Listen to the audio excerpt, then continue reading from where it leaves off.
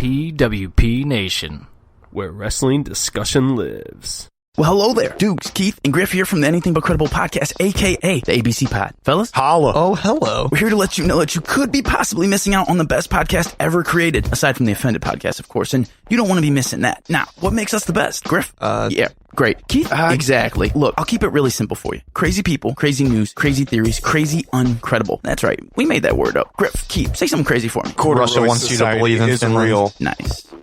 Look, you can find us just about anywhere that you get your podcast, especially Apple Podcasts. Also, don't forget to hit us up on Facebook at ABC Pod. That's ABC POD. Twitter at _ABC Pod. And Instagram at ABC Podcast. Check in with us for a new episode every Monday and join the conspiracy to commit stupid. We will see you then, and shout out to the Offended Podcast. Adios. Later, guys. Like you more than a friend.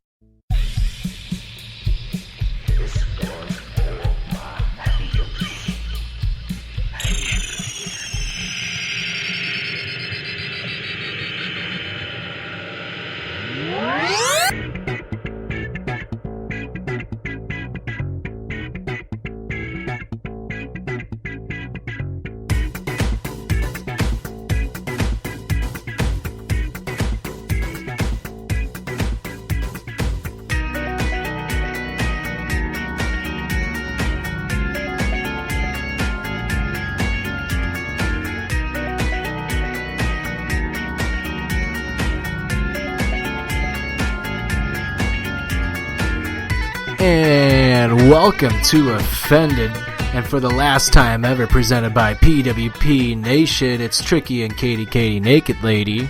Maybe I'll get like a new hey y'all for the next podcast. Please don't. Howdy, partners. Jesus Christ. That's what I got. It's weird. It's weird doing this right now. Why? It's the last one for PWP Nation. It is the last. It's the last one. It's not the last of your legacy, though. No, Offended, for those that don't know, if you're just now figuring this out, if you don't follow our social media pages at all, Offended is joining up with the Anything But Credible Network, which is where Kyle Faucher's Faux Show Off the Topic podcast and obviously the Anything But Credible podcast is located. So we will be joining them soon. We don't know when our first episode will be. Quarantine's kind of throwing all this shit off, so. And when we do it, the show's going to be a little repackaged, I guess you could say. We're going to try change it up a little bit. I don't know how yet. Maybe we might have new segments on the show. It's going to be different. I want to make it a little different. Is this you kicking me off? Is this my notice of termination? No, you're staying on the show. Okay. Unfortunately. Fuck you. Mm-hmm. Because Stoutsy's a little bitch, so yeah, you're staying on the show. Stoutsy is a little fucking bitch, and I hope you listen to this, Stoutsy, because I texted you and I called you. You ignored my call and my text messages, never responded, and then had the audacity to post on your Snap story the next morning. Yeah, welcome to being a friend of Jim Stout. Stoutsy, you suck. Yeah, actually, this whole episode's dedicated to how much Stout sucks. I was so fucking prepared. I was so ready. I had a whole thing ready for you and Stoutsy as reliving the good old days with the Offended, host when it wasn't me and it wasn't Steve. Sorry, Steve, I've never met you, but I listened to you and it hurt my ears. Stoutsy, you suck. Yeah, Stoutsy's a piece of shit. Oh, come on. Nope. Wait, I gotta go sleep. I gotta go poop and go to sleep. I gotta poop and sleep. Yeah, I gotta poop and sleep. Sleep and poop. Don't want to talk to my friends. Suck it, Jim. These first 4 minutes are dedicated to you and how much you suck on the Farewell PWP Nation episode. Bye-bye. Well, anyway, but yeah, we got some stuff to talk about actually for once. New news during the quarantine, yes. Social distance. What is it, April 22nd-ish? April 23rd. Is it 23rd today? Yes. Today's a Thursday. Yeah. Yeah. Travis Scott performed on Fortnite. That was cool. I heard that was the big thing. That was cool. I watched 30 seconds of it. Yeah, it got crazy. It got really, wild. You wish you had some, acid or something? Yeah, I was like, man, I wish I was high for this. Like, oh, I want all the drugs. Yep. Let's get in the songs of the week. Okay. Let's just get into it. Just do it. Me first? I'm down. I want hockey back. Okay, it's not coming back. Can't be pouty patty over there. Not pouty patty, you stupid bitch. Cunt bag. Asshole. Motherfucker. Twat. Poop stain. Dick sucker. Boner boy. Pussy licker. But I'm not a pussy licker. Exactly. I win. Okay, so songs of the week. Fuck you. My first song is The Great Unknown by Group Love. It's a good song. I actually really like that song a lot. I Did I know put that you on do. your playlist? Maybe. Did I? Yeah. Can't remember if I did or not. I locked it a lot. My first song this week is by Childish Gambino, and I didn't realize that Ariana Grande was in this until today. I'm indifferent about her. People love her, and then people hate her, and I'm like... I actually I'm hate like, her. I'm like, I don't know what side to be on. I don't like her. I think she's fake. We've talked... I know Stoutsy and I have talked about this before. We don't think it's a coincidence that Mac Miller lost his mind a little bit and unfortunately died.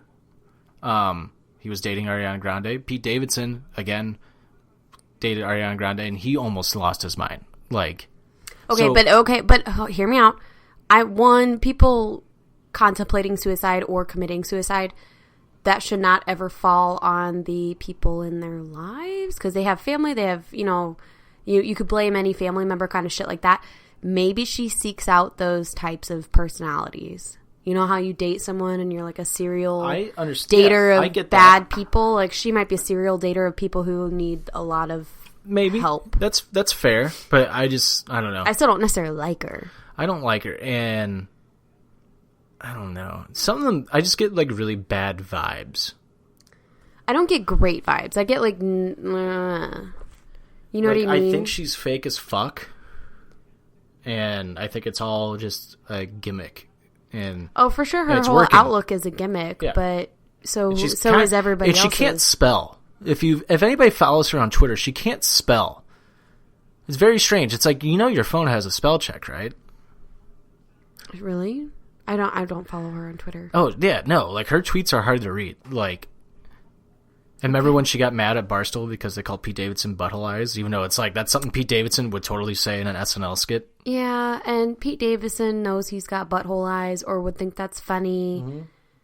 And also is a comedian, so he's like ready for the backlash and ready for the jokes. Like, it's not like it's I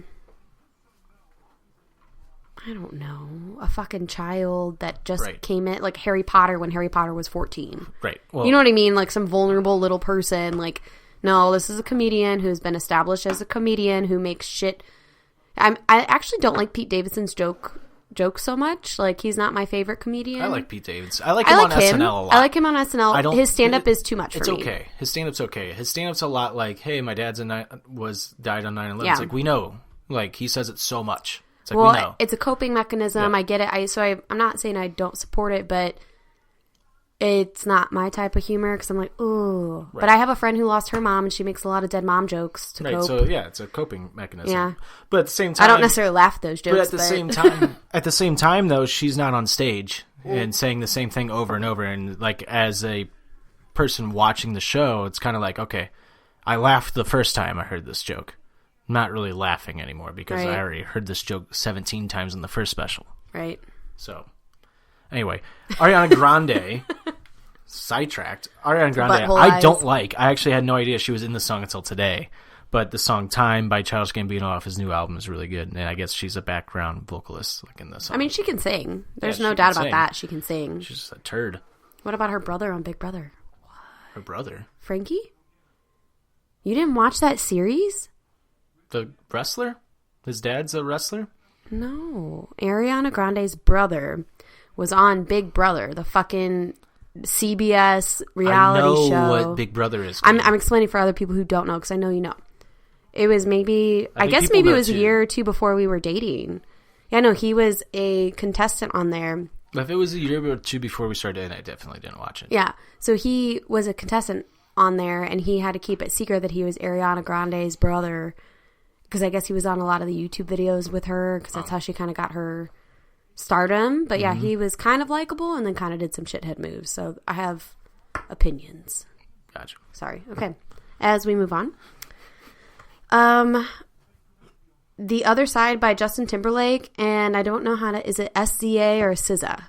SZA. I already picked this song. This is, can I say something real quick about this? I picked this song maybe 2 or 3 episodes ago. It's just because you have a good memory. Hold on.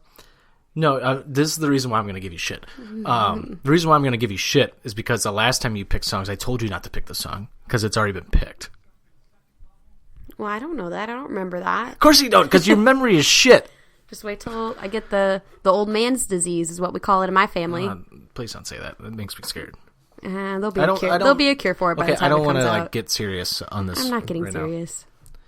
But yeah, okay. Well, good pick. It's a good song. Let me at least pick it once. It's a good song. Okay, thanks. Maybe you picked the remix that just came out because that's actually good too. Let's do that. I did the remix. There you go, idiot. My next song is by a new song by the Gorillaz featuring Peter Hook and Georgia, and the song is called Aries. It's a really good song. It's like how I like the Gorillaz. Chill. I like their chill songs. Gorillaz are pretty cool. I want to see them live so bad because I heard it's just so cool. We're not going to be able to see anybody live for 2 years. Shut up. I don't want to think about that. I really don't want to think about not doing anything for 2 years. You know how your mom and your uncle said that the 30s were was the best decade of their lives? Mm-hmm. We're walking into I'm using quotes, best decade of our lives under fucking social distancing. That means when we're able to go back to hockey games and concerts and stuff, it's gonna be awesome. You realize that we should not have children ever because we need to enjoy the next fucking 10 years. Yeah. Can you imagine how crazy the first wrestling show back with fans is gonna be for WWE and AEW? I'm gonna be pumped even if I'm going to a barbecue. I don't care. But what I'm saying is even WWE is gonna be fun to watch because those fans are gonna be nuts. I'm gonna be nuts. I get to go to the grocery store and not fucking social Midwestern. Distance. The Midwestern. To my mom's house. Okay, nobody cares. What's your next song? I'm a party. Level of Concern by 21 Pilots. Is that one of yours? Yes, it is. That was my next one. Was Level of Concern. All right, you know what? I'll go. That's a great song, though. If anybody, they made the song in quarantine and they put it out, and it's really good at how quick they were able to turn it around. But it's only 2 of them, right? Yeah. Yeah. All right, so fine. So if you're gonna pick that, I know what I'll pick for my backup because I just heard it the other day and I don't remember it on their album. But it's a little slower song, and the song is called Cry, Cry, Cry by Coldplay. And it's off their newer album, and it's really good. I like it a lot. Doesn't really sound like a Coldplay song. Sounds like an old, hang on. I'm going to play a little sample for you. A little samp. Because there's a certain style in this song that I really like, and I cannot put my finger on what kind of style it is. Where is it at? Stall. Bathroom stall. Like a doo-wop. Yeah. It doesn't sound like a Coldplay song. Not yet.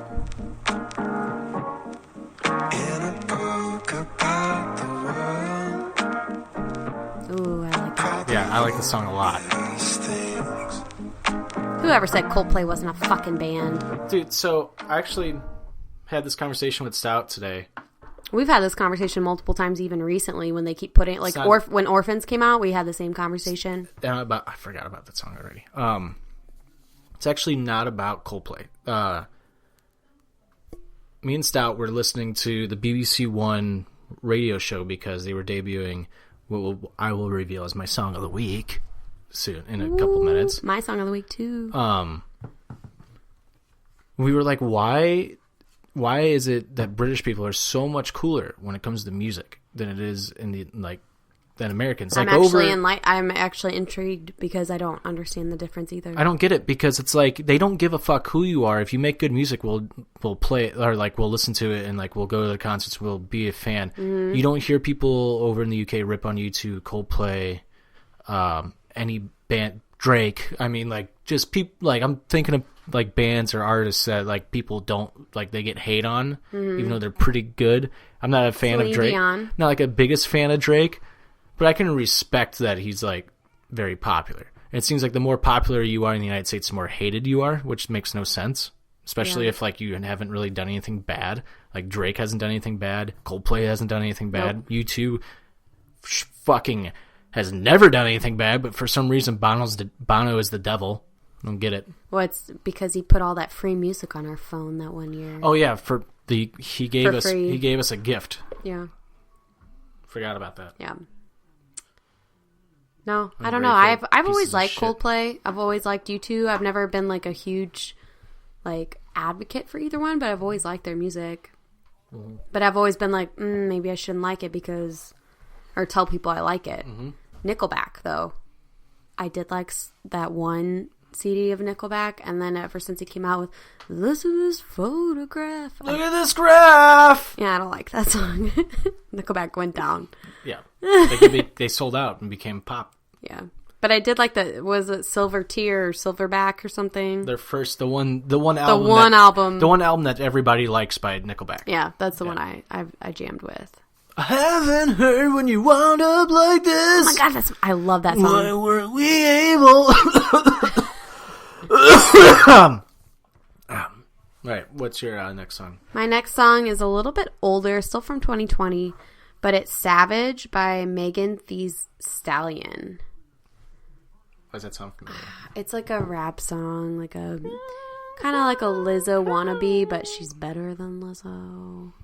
Here, let's see if we can get it.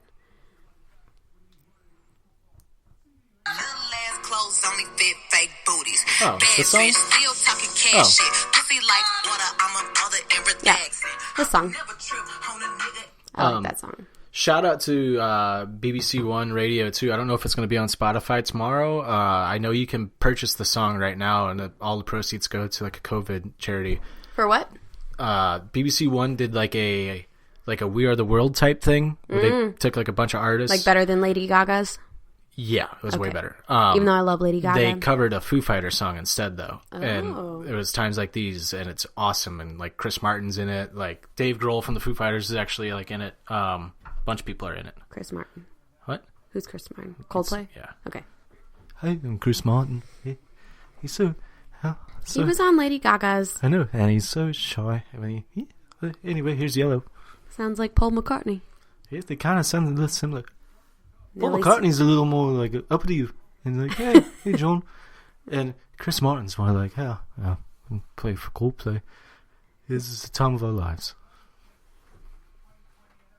And that was Chris Martin talking to Paul McCartney. Yeah, okay. All right.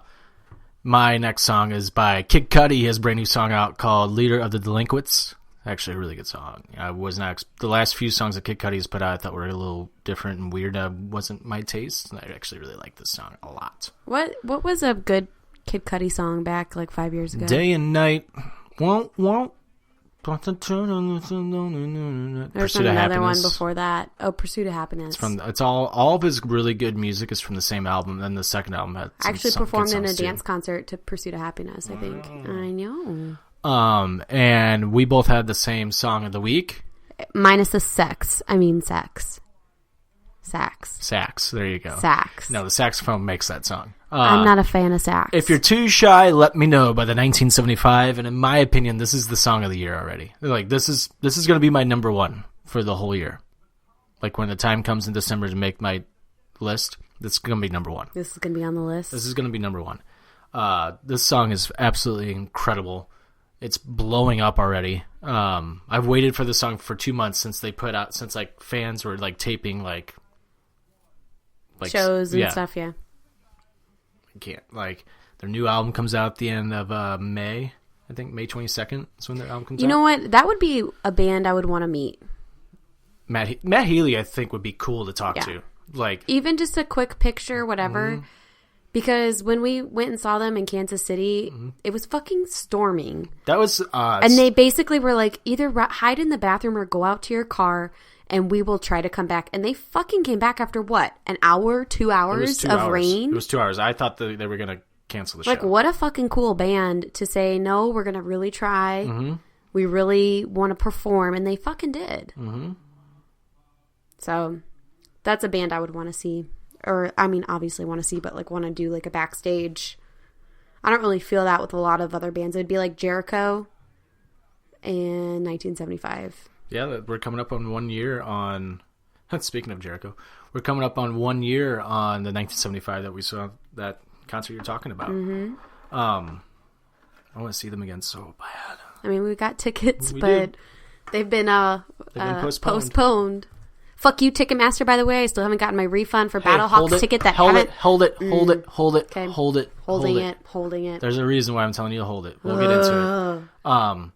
But anyway, those were your songs of the week. Make sure to go check out our playlist exclusively on Spotify at Offender Presents Songs of the Week.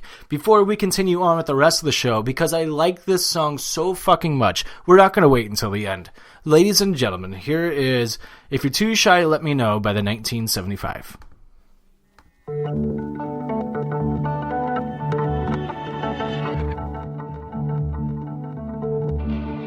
And this is the song of the week. You're welcome.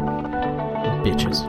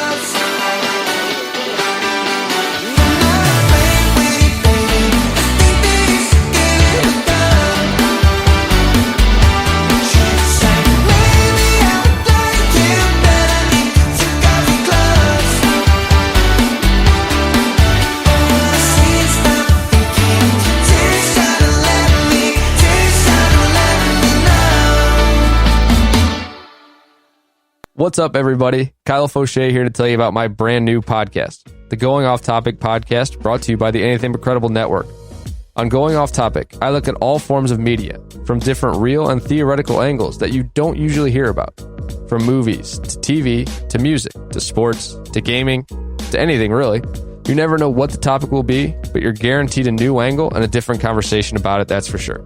You can find Going Off Topic anywhere and everywhere that you get your podcasts. Check out our social media feeds on Facebook, Going Off Topic with Kyle Fauché, on Twitter, going_off_topic, and don't forget about anythingbutcredible.com, where you can find everything for the pod, including the written blog post. That's right, we're carrying over the Going Off Topic blog to anythingbutcredible.com too. So check it all out there, and I'll catch you on the next topic.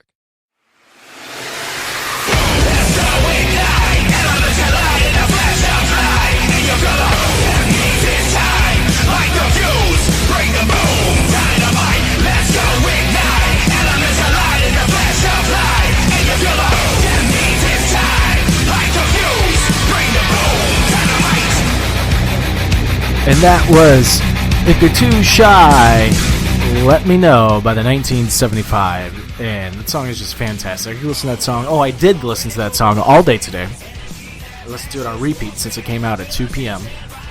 I mean, you've been listening to it the last, week and a half. Not that version. Not the studio version. Can't you wait to leave the house? What? So can't you wait to leave the house? I wish I could leave the house. Yes, I wish I could. I'm sick of this house. Baby, I would like you. I'm not sick of this house because of you or the dogs. I'm sick of this house just because I want to get out of the fucking house. I want to go to a bar. Yeah. I want to pay $7 for a glass of wine at a bar. Yeah. Yeah, I do too. I want my friends to be kicked out of a bar and me to watch them laugh and leave. I want to take an Uber home. Mm-hmm. God, Uber. They have to be struggling so bad right now. I would never get I wouldn't get an Uber right now. I didn't even think about that. That has to be. I've thought about that actually a lot. I hope the drivers get some sort of. They're not getting shit. I know. Right. Well. Anyway. If you're too shy, let me know by the 1975. If you like that song, we'll stick around till the end, because we'll play it again at the very end. But it's just a great song. It's your song of the week. That might be one of my all-time favorite. Not my all-time favorite, 1975. Ooh, it's up there. It's already up there for me. I really like the Jesus Christ one that they just put out. Jesus Christ 2005, God Bless America. Yeah. I like that one. I like Be My Mistake better. I like those two better than Baby. You like, I would like Give Yourself better. a Try. I like that one. There's another one I like better. And it's not Baby. Baby, I would it's like maybe you I would like you better. You take off your clothes. We're trying to get people to still listen to the show, not turn it off. Baby, oh my God, shut up. Anyway, let's get into the face heel of the week. You want to start? Sure. Mine, not trying to be political, not trying to be fucking bringing up arguments and shit like that, but my face of the week are the fucking frontline healthcare professionals. That's mine. Aww. We have a dear friend who is a respiratory nurse, and he has been posting a lot of informative things about what's going on in the hospital he works at, kind of bullshit, which I really appreciate. Also posting about, what we can do at home as people in fucking self-isolation, blah, blah, blah. And I just can't imagine going to a hospital, going to a facility, a nursing care home, whatever, and having to deal with the coronavirus up front in your face every fucking day, especially with people dying alone. Like, that's the saddest part to me, is that they are dying alone. So pulling it all back in, not trying to be super political, whatever. I am very appreciative for the people that are there on the front lines and that are basically sacrificing their safety, their family's safety, to do a job that they signed up for but didn't necessarily sign up for a pandemic. Right. So well said, Biz. I've always wanted to say that. Am I biz nasty?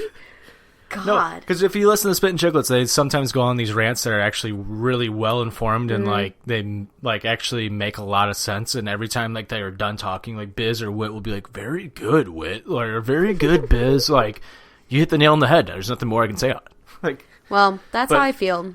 But yeah, I mean, everything you just said. That's your face. Yeah. I'm not going to say exactly what you said again. So I wonder if our heels are the same. You ready for my heel? Yep. The fucking protesters? No. No? Okay. That's why I didn't want to make it super political, but fuck you and Karen and your sister Karen and all you anti-vaxxers out there. Fuck you, you boomer fucks. Can we talk about the tweet that was Karen versus... No, I don't know. They were saying Karen is equivalent to the N-word for white women. Fuck them. Okay, Karens, did you spend hundreds of years in fucking slavery in the United States? Were you lynched? No, you weren't. You were protected at home with your white husbands. Right, with your making white babies. With your bob haircut. Yeah. So, yeah, you protesters. There's the picture of the lady, of the Karen holding the sign that says, I need a haircut, and she's like smiling. It's like, oh, your white privilege is showing so much right now. Yep. So, fuck you people. I hope that you stay self-quarantined. You know, I hope you don't go to grocery stores. I hope you don't go see people that you love. And I hope that you contain the coronavirus in your own house. You know, I'm not saying I never wish people to get sick enough to die and kind of shit like that, but I do think enough people... I will say something. People that don't tip right now, especially on deliveries, I hope you get coronavirus. Oh my God. Tip. Don't be a douchebag, especially if you're a medical worker working at a fucking hospital and you don't tip. Fuck you. Industry sucks, huh? It does. I mean, like, what the fuck? How are you not going to tip? So is that your heel of the week? No, that's not. But it's just, I gotten stiffed 3 times this week. 2 of them were by medical workers. And that just drives me insane. And also, I'm going to call out Chesterfield medical workers right now, because it has blown our minds at Jimmy John's. It has blown our minds. You drive all the way out to Chesterfield? Or not Chesterfield, Creve Coeur? Creve Coeur. Oh, okay. Creve Coeur. It's like, why are you driving out to Creve Chesterfield? Coeur 141, St. Luke's Hospital. I'm gonna call your asses out for one reason only. How are there so many medical workers that don't know that us drivers, how do they not know that we cannot come in the hospital? Are they not aware there's a pandemic? I'm joking. I'm fucking joking. But that's the thing. It's like, guys, you of all people should know that we cannot go into the hospital right now. Like, am I stupid for thinking that? Like, it has blown our minds at work. Like, we all have been discussing like how that should be common sense. We shouldn't be the ones with the common sense. Like, we should be the ones like walking in and just going to deliver your food. We shouldn't be the ones telling them we can't get into your hospital to deliver your food. We'll leave it at the front like lobby. Right. Like, that's, to me, it's fucking ridiculous. Oh, so many things are fucking ridiculous in the United States of America. But it's just crazy. But it's just like, is it, and if anybody's listening to this, is it like, I don't know. I don't even know what I want to ask, but it's just like, I feel like it's not like that downtown, downtown hospital. You're really overtaking my heel of the week. I didn't get done shitting on Karen yet. Sorry, I'm shitting on the Karens I'm just that work. I'm just joking. I'm shitting on the Karens that don't tip and like are like, oh, you can't come in. Didn't know. It's like, really? Are you sure you should be working? Your hospital's on lockdown. Are you sure you should be working right now? Because if you're that stupid, I wouldn't want you working on my body if I was in the hospital. That's just me. All right. Rant over. Who is your heel of the week? Ticketmaster's my heel of the week. Ooh, I fucking hate them. Yeah. Ticketmaster's my heel of the week. They basically came out last week and said that if your event, concert, sporting event, whatever, is postponed and not canceled, they will not be giving out refunds, which I think is bullshit. So our Battlehawks tickets... So Pearl Jam was like, we're canceling the whole tour because it's like, that's... Because Pearl Jam hates... Good job for Pearl Jam. Oh, they hate Ticketmaster. They've gotten to like several like lawsuits against Ticketmaster. They were trying to fund their own tour one time without Ticketmaster, and that backfired because like sponsors and stuff. But like... They, like, hate Ticketmaster. So, I bought Battlehawk tickets. We bought the fucking nosebleed seats in St. Louis. It was, like, last weekend of March, maybe? Mm-hmm. Like, March, I want to say March 26th, some shit like that. I still haven't gotten a fucking refund. It's only $54. I don't think we've gotten refunded for Ozzy yet. But that was fucking canceled. It's not even, so it's not even postponed. I understand. Yeah. Like, but... in Ticketmaster's defense, Ozzy Osbourne was supposed to happen in July or June or something. Mm-hmm. And online it says you have to wait at least 30 business days for the event to have happened. Oh, really? That's what it says. But it's fucking April. I don't know. No, 23rd? they should just be processed immediately. That's Ticketmaster's being a bunch of... So they're holding $54 worth of my money. I'm pissed. Ticketmaster is the biggest scam. Biggest scam. In the world. So each ticket here for these Battlehawks tickets were like $18 a piece, which is what, like $36? How come I'm paying $54 for 2 fucking tickets? And for those that don't know, Ticketmaster also runs StubHub. They own StubHub. I hate StubHub. So they're funding scalpers, basically. I hate StubHub. They're funding scalpers. But, like, we also have tickets for, like, AEW here. And, which like, in 1975, like, we're going to keep those tickets. Like, I don't want to give up those tickets anyways. Like, we wouldn't have given up the Battlehawks tickets unless... Right. I mean, if they said it's canceled, not postponed. I'm still wondering what the NHL is going to do for, like, season ticket holders and stuff. They haven't really came up with the plan yet. I asked you about that, and you didn't. I wonder if they're going to... I think... I can't see the Blues. The Blues organization is one of the more classier organizations in the NHL. Well, they know if they shit on their people that it's not going to go well for their... Well, right. St. Louis is such a the fan owner, base. From Stillman, is from St. Louis, so like he's not going to fuck up. Oh, is he from St. Louis? Yeah, he's not. Yeah, he owns Summit Brewing. Mr. Wilson, that's his boss. Mr. Wilson's boss is Tom Stillman, the owner of the St. Louis Blues. Okay. Yeah. Nice. Yeah. But he's not going to screw over like his fellow citizens. He's not the president, but whatever. You get what I mean? Well, no, I mean his like his fellow citizens of St. Louis. Mm-hmm. St. Louis is nothing. Honestly, we're not that big of a city. We're not that big. We don't have that many. We're small. I haven't done that in so long. I know you haven't. We're a small, big city, and we are a great fucking sports town. And if he shits on his fucking, he would be the new Stan Kroenke. That's what I'm getting down to. Can I say something on a side note that has nothing to do with what we're talking about? That Go ahead. Just popped in my mind. We'll segue out of that. It seems like every time we do a podcast, we stay apart from each other the whole day, so that way we can just talk on the podcast. Yeah, we have not. What time is it? It is fucking 9:00 at night on Thursday. We haven't hung out since probably I think that's a good thing, though, because you don't run out, like, you have good conversations then, like, for the podcast. Like, we'll see you tonight. Like, yeah, I get to get caught up on all my shows. Yeah, and you get to play Risk. Even though fuck all those Risk players who are attacking me. I play and they attack me. Since we're on the heel, do you want to talk about what I did to you the first time I played Risk? No, I don't want to talk about it. You can tell the story, and I'll shit on your story. I made an alliance with Katie, and I broke it immediately and killed her. And then I won the game. First time ever playing Risk. I didn't know what I was doing. I just killed you. I was like, yeah, I'll be your teammate. Idiot. Shawn Michaels over here. Don't trust me. Turned heel immediately. Let me preface you were basically that Sting. Is all true. You were basically Sting, and I'm Ric Flair. Like, hey, come on, join the Four Horsemen. No, 100% true, except for the fact that he leaves out that he was playing other fucking games or whatever, and I was waiting patiently for him for over an hour. He's like, let me finish up this game of Fortnite. I gotta finish up this blah, blah, which blah, I won. blah, I've been blah, kicking blah. ass in Fortnite. Nobody lately. fucking cares. Well, and so care. then we play a game. Ninja, finally, coming for your ass. We haven't been. You went to work. I went to work. We didn't hang out all fucking day. Fucking quarantine as shit. Can't do shit. You play Fortnite for hours, and I wait. I play Madden. And then whatever. I don't even give a shit what you're Madden. playing. And within 5 minutes, you kill me, and then you continue to play another hour's worth of Risk in a game that I'm dead. That's worst boyfriend ever. I think it's funny. Slam it down. Don't. Oh my God, I would be so pissed. Yeah, the same. Why am I such a football fan now? I don't know. It's stupid. I don't like it. I like it. I don't like it. Football sucks. Football's fun, man. Battlehawks game, that one game I got to go to, that was fun. Like, I wanted to go to one, but they canceled my ticket. Well, you could have gone if you didn't have fucking aerial. That was important to me. It's true. What sucks about the game that we were going to have here in St. Louis is that we're supposed to have the whole stadium full.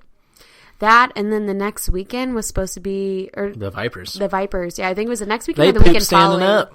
Yeah, so... And there's actually still a St. Louis Facebook group for the Battlehawks that still shit on Vipers. Yeah, daily. I'm about to leave. I'm about to leave the group. Me too. I'm kind of. It's kind of like, dude, it's no point anymore. There's no point. They killed us. Mm-hmm. The fun's gone. Cacao for life. Cacao. I will not let the cacao die though. Cacao! We need to keep that going.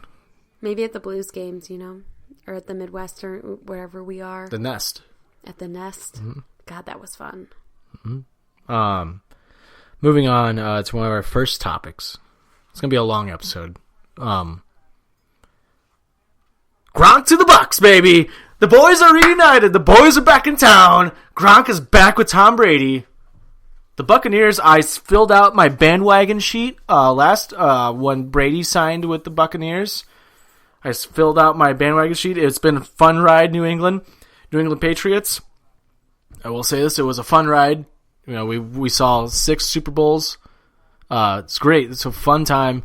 But now my allegiance has always been with Tom Brady, and I love Gronk. He was my second. Now they're together in Tampa Bay. I'm rooting for Tampa Bay this year. I've been to a Tampa Bay game when I lived in Florida. They might be actually fucking like. I fell asleep in the stands. Yeah, they weren't. They haven't been very good for a while. Terrible. They won. I think they won a Super Bowl in 2001. I think the year after the Patriots won their first Super Bowl, I think they won. I can't remember. I remember that they were like the villains though of the NFL for a while. Like people hated them. Okay. Yeah. But anyway, Gronk, the current WWE 24/7 champion, Rob Gronkowski, signing or getting traded to the Buccaneers. He has said several times before that he will not play for another quarterback if it's other than Brady. He will only play if it's Brady. Because Brady makes him look good. I'm not saying makes him look good, but there's if you go to another team, it doesn't have the chemistry with the quarterback. Whatever, he's going to look bad. Right. He's not going to have the same season. He's not going to have the same chemistry. It's going to be a lot of hard work versus something that's easy and natural. Right. And I'm excited. I'm excited to see Gronkowski back. Gronk is so much fun to watch just because he's such a goofball. Like, Gronk's hilarious. Like, people that hate the Patriots love Gronk. Like, that's how well liked Gronkowski is. Like, people still hate Tom Brady, but they love Gronk. Really? Yes. Like, Gronk is one of the most lovable, like, sports athletes, like, in the world. I mean, I liked him on WWE. He's hilarious. Like, that's how he was on WWE dancing. That's how he is in the NFL. Like, that's, like, he's always just, like, on the sidelines, just, like, dancing. He's like, let's go. We're going to win that Super Bowl. Let's go. Having a good time. Yeah. I'm excited. I'm excited. I'm also intrigued to see, like, what these, sports leagues and stuff do, like, moving forward. So since we're gonna go transition to the NHL now, the NHL has discussed start finishing out the season in July and August, which is absolutely crazy to think about. That we're gonna possibly, and this is seeming more and more like it's actually gonna happen instead of like it just being talks and like scenarios thrown around. This actually seems like it's gonna happen. Gary Bettman came out and said that they are discussing plans to start up in July and August. Possible 4 cities will host games, like 3 to 4 games a day at the same arena. Just power through like the regular season, and then we'll get right into the playoffs and everything. And all I gotta say is that the Blues are possibly have a fucking strong chance of repeating now. Blues, if anybody's a hockey fan or a Blues fan for that matter, if you go back and look at the St. Louis Blues at the start of every season for like the last like 10 years, or anytime they come back from a break, the Blues are just fucking on fire and are unbeatable for like 3 months. It's all you need right now at the end of like when we come back in July. The Blues might actually like, I think like the Blues are going to be the team to beat. Like, so let me ask you a question. I'm not saying that to be I'm not saying that to be biased. I'm saying that I actually think the Blues are going to repeat. That's my personal opinion. So my question to you is whether if it comes back. So let's say it comes back. Whether the Blues win or a team you hate wins or fucking the Washington Capitals, because I know you like them too. Whether any team wins, the Stanley Cup this year, will it be as valued as if they would have played a full season? Like, how would you view that as a spectator, as a fan, as someone who has a podcast, who has an opinion on things like this? I still think it's valuable. I still think it's extremely valuable. You're not going to shit on people winning for this? Like, no, if the Blues unless it's like the Blackhawks, and it's like, oh, fuck them. What if the Blues would have won their first Stanley Cup this year? You would probably shit on that. Sucked. You probably would have shit on that. It would have sucked. I'm not. Yeah, it would. It's different. I think what takes it away from me, it's not the fact that like you take a break, like how long of a break. It would be different if like one team took a break for this long and then got to come back and then win the championship. So it's That's all totally equal different. footing, is what you're saying. To me, it's all equal. Like, every team has been on a break for the same amount of time. Players are now coming back. Players are going to be healthy. Tarasenko's healthy now. Tarasenko's going to be back in the lineup. Like, and he wasn't supposed to be back until the playoffs started. Like, which is right about now. Which would have been 2 weeks ago. Yeah. Right. So, like, to me, since everybody's had, like, the same amount of time off, I think it's very fair and I think it's very equal. So I don't think that takes away from, and you've already played this X amount of games, and if the NHL wants to finish out the season, it's going to be 82 games that they finish out. So I think it's extremely fair, and I don't think that there should be an asterisk next to it. What I think is going to suck and take away from a Stanley Cup win this year, no matter what, is that there's not going to be any fans in the stands. I think that's the hardest part. But the part, me selfishly, is what I'm looking forward to the most, is that if the NHL does come back, I might be one of the only people that's extremely excited for this.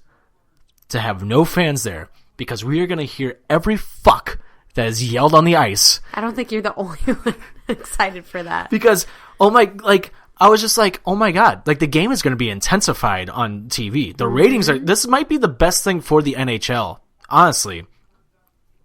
For any sport. For any sport, sure.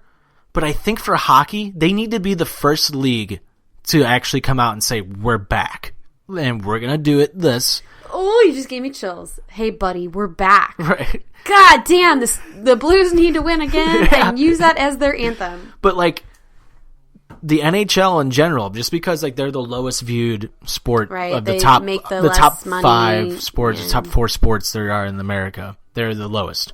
I think for their ratings and just to give something to watch, they need to come back quick, and they need to come back and be like, we're back, watch our shit, because there's nothing else to watch. Even if it's like a 10-second, 20-second delay in game or some shit like that, so they can bleep out all the fucks and shits and stuff like that. See, like, the thing is, though, you're not going to be able to. They're going to have to come out and say viewer discretion advised or something like that. I hope so. Hockey players, every other word is fuck when it comes to and that's not even just hockey players. Every sport.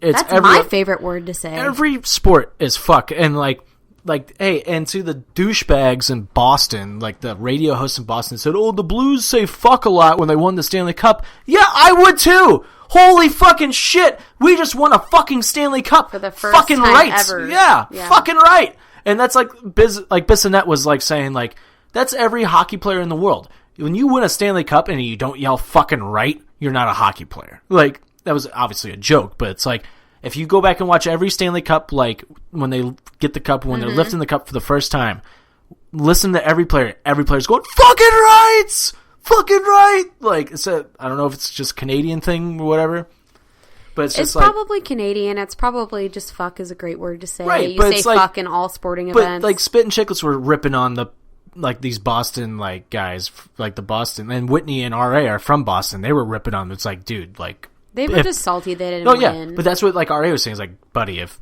the Bruins would have won, like, they would have done the exact same thing. Right. Like, sorry that the camera's too close to the players and the microphones are still on.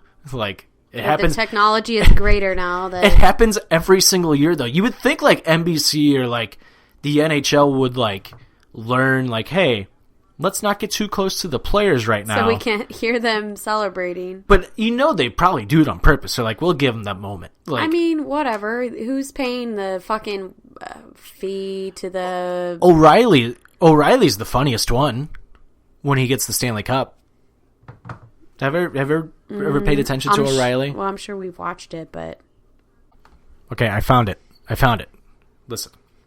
All right. Here's O'Reilly saying, fucking rights! Fuck yeah! It's the best. Sherbrooke, Quebec, a 3-time member of the the St. Louis Blues. He keeps coming back. And there's the Conn Smythe Trophy winner.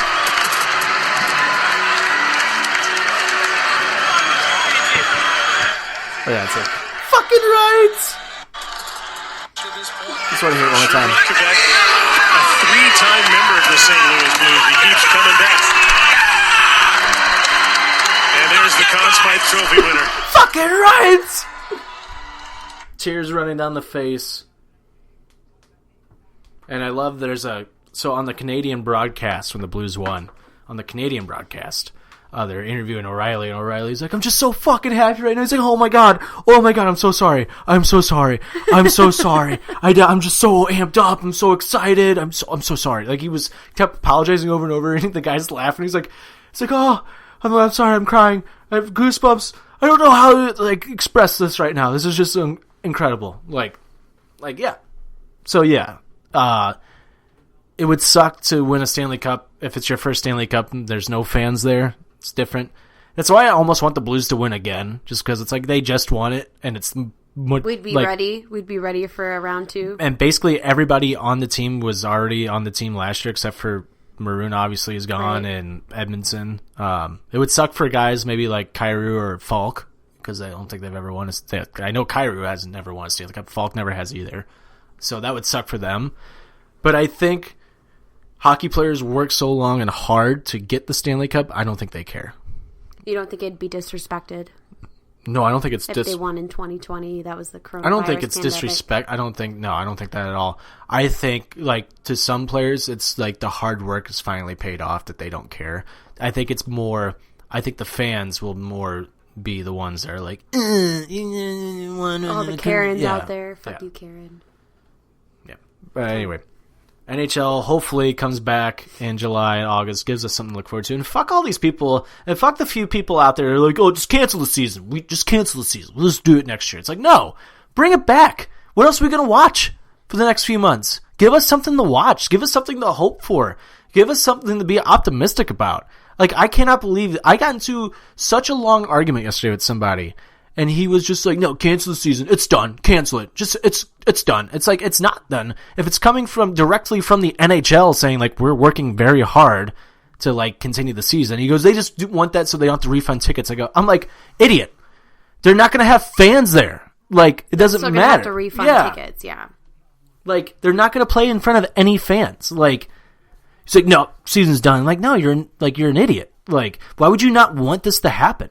Like, that's what I don't understand. Like, we're possibly going to be in a part where we're going to get basketball, hockey, and baseball at the same time. But hockey still, I think, needs to be the first league to come out and say, we're back, and let the ratings speak for itself. So hockey, basketball, and baseball, St. Louis doesn't care about basketball because we don't have anybody to care about. Not just talking about St. Louis, though. I'm talking about in the nation. I think hockey needs to be the first ones back just because their ratings would be through the roof, and you might pull in some casual fans that don't even watch hockey. Well, that's true. That's true. Like, I think it's kind of like, this might become like a race to be like, who's going to be the first one back? Because I'm not going to lie. Who can figure it out first to get the market? As much as I hate basketball, I will watch basketball if it's back. If they're the first thing back, I will watch it because I'm like, it's fucking sports, and I can bet on it. You have been watching a lot of reruns of sports, so I've been watching at least once a weekend. It's always on the weekends when I'm like drunk, but like you still get drunk on the weekends though, so that's like normal to your daily routine, weekend routine. I get drunk every day now. I had a whole bottle of champagne to myself last night. Aldi champagne. It was good. It's pretty good. It was good for how cheap it is. It was $4.99 a bottle. It's not a little bit of the bubbly. No, that was $25 a bottle. Yeah, that was good though. That's why it's $25. Aldi was $5 a bottle. It was pretty damn good. But I've been watching sports highlights, and I'm just like looking at the crowd most of the time. I'm just like, I'm like, what's it like to be in a crowd like that again? I forgot the feeling. Can't remember how it is to touch people and give and like hugs I'm starting to get used to like watching wrestling without fans. It's like slowly like finally like kind of getting normal to me a little bit, but still just like I need fans. Like, thank God AEW has wrestlers around the ring that are like cheering. I actually am pretty happy with AEW's last night was good. Output or whatever. Last night was good. They're- Before we get into the WWE thing, because it's a little fucked up. Which one is that? We'll talk about it. First of all, before we get into the next topic, go watch our new show called The House, exclusively on Facebook, on my Facebook page. But it's shared through Offended. Just go watch it, because it's brilliant. An actual documentary of what's going on in our daily lives. Some people actually thought it was a real documentary. It is a real documentary. There are real cameras here following us around. There's a full camera crew. They all wear masks, don't worry. And they're naked. Well, I mean, gotta be as sanitary as possible, right? Right. So anyway, go watch The House, exclusively on my Facebook. So just go on Offended, and it's shared on Offended's Facebook page. It's also on Instagram, too. So go on Instagram and find me. New episodes coming out this week? This week, early next week? Maybe next week. Okay. This whole transition into the Anything But Credible network's kind of slowed down The House a little bit. I want to make sure everything's set. I mean, The House is speeded up. It's just, the editing, the camera crew, we got to get on that. Yeah. Anyway.